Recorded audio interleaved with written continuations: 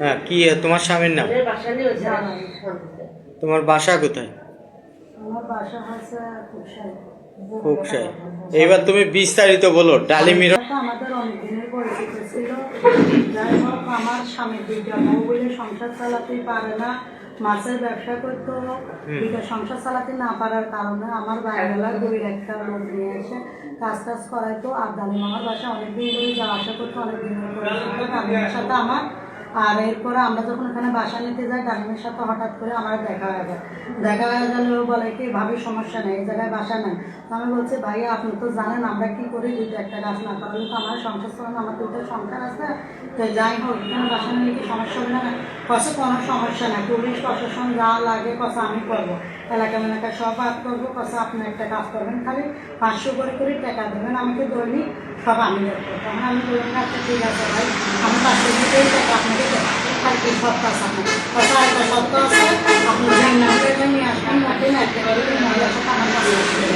আমি প্রত্যেকদিন একটা করে মহিলা দিয়ে ডালিমের কাজ করাতে দিতাম। তারপরেও হঠাৎ করে কি করলো, আমার জামাইবাবু দুজনের আটকাইয়া আমার কাছে 20,000 টাকা জরিমানা চাইল। ওর কাছে সবাই জেনে গেছে এলাকা মেলাটা, এরা হাত করা লাগবে, 20,000 টাকা দিতেই হবে, না দিলে এরা আমার সাথে অনেক ঝাড়কা মার্কা করতেছে, এই টাকা না দিলে আমি টিকতে পারতেছি না।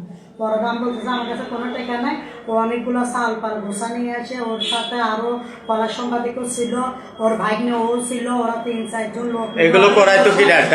ডালিম করাইতো কাজ। এরা সবাই মিলে আমাদেরকে লাঠি মাটি নিয়ে ঘরের ভিতরে মারধর করে বলতেছে কি যে আমার 20,000 টাকা দেওয়া লাগবে। তখন আমি স্বীকার গেলাম, তো আমি 20,000 টাকা দেবো। আমার মা বিক্রি করে ভাত খায়। তারপর আমার মাত্রা আমি 20,000 টাকা নিয়ে এসে ডালিমের কাছে দিলাম। দেওয়ার পরে বললাম যে ভাই আমরা বাসা ছাড়িয়ে দেবো, আমরা এনে থাকবো না। ডালিম বলতেছে এনেই তোমার থাকা লাগবে, হ্যাঁতে যাওয়া হচ্ছে না, আরও টাকা লাগবে। কথা তোমার জন্যই কথা, আমার অনেক সমস্যা হয়েছে, আমার এলাকার ভিতরে মানুষ তোমার টাকা দিতেই হবে। আমার বলছে আমার কাছে আমার কাছে আর কোনো টাকা পয়সা নাই, তাও কাছে না টাকা দেবো। তারপর আমরা জানের ভয়ে আমি আর আমার স্বামী হতে পারে আছি।